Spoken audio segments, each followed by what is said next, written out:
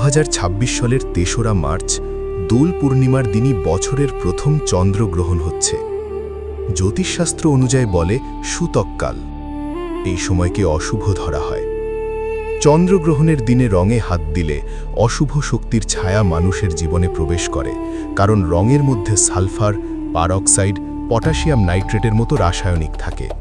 আর চন্দ্রগ্রহণের সময় মহাজাগতিক বিকর্ষণ বলের প্রভাবের কারণে সেই রাসায়নিকগুলো অস্বাভাবিকভাবে সক্রিয় হয়ে ওঠে ও শরীরের ভেতরে প্রবেশ করে স্বাস্থ্যের মারাত্মক ক্ষতি করতে পারে। কেউ বলছেন এই শক্তি শুধু আপনার মধ্যেই নয়, আপনার পরিবারেও প্রভাব ফেলতে পারে। এই কথাগুলো কি সত্যি, নাকি শুধুই ভয়ভিত্তিক প্রচলিত ধারণা? বাঙালির ঐতিহ্যে যদি ৩রা মার্চ দোল পূর্ণিমা পড়ে, তাহলে সেই দিনটিকে সম্মান জানানোই আমাদের কর্তব্য। দোল মানে ভালোবাসা, দোল মানে ভক্তি, দোল মানে রাধাকৃষ্ণের আনন্দলীলা। যেদিন শ্রীকৃষ্ণ আবিরে রঙিন করেছিলেন বৃন্দাবন, সেদিন ভয় নয়, ভালোবাসাই ছিল প্রধান শক্তি।